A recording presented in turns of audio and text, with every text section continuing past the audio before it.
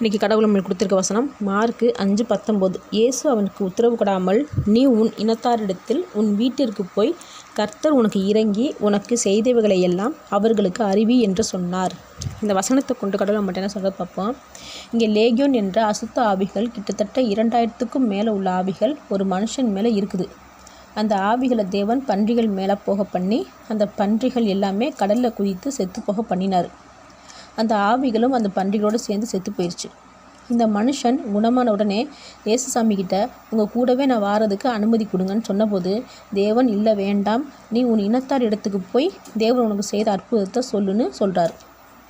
அதன்படி அந்த மனுஷன் வீட்டில் உள்ளவங்ககிட்ட மட்டும் இல்லை எல்லாருக்கிட்டையும் தேவனை கொடுத்து சாட்சி சொல்கிறான். தேவன் இவனை வேண்டாம்னு நிராகரித்த மாதிரி இருக்கும், ஆனால் தேவன் அவனோடு இருக்கிறார். எப்படின்னா அவன் ஒவ்வொரு தடவையும் எல்லாருக்கிட்டையும் சாட்சி சொல்லும்போது தேவன் மகிமைப்படுறார். அவன் அநேக மக்கள்கிட்ட தேவனுக்கு சாட்சி கொடுக்க ஆரம்பித்தான்.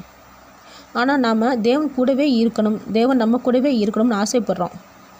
தேவனை மகிமைப்படுத்துகிற மாதிரி எத்தனை பேர் தேவனை அறியாதவங்ககிட்ட துணிச்சலோடு சாட்சி பகிர்ந்துருக்குறோம்.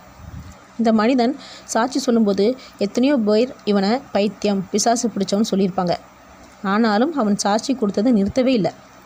இவன்கிட்ட தேவன் இருக்கிறாரா, இல்லை அற்புதத்தையும் நன்மையும் அனுபவிச்சுட்டு தேவனை பற்றி தேவனை அறியாதவங்ககிட்ட சாட்சி பகிர்ந்துக்கிறாமல் இருக்கிற நம்மக்கிட்ட தேவன் இருக்கிறாரான்னு சிந்திச்சு பார்த்து தேவனை மகிமைப்படுத்துவோம். ஆமேன்.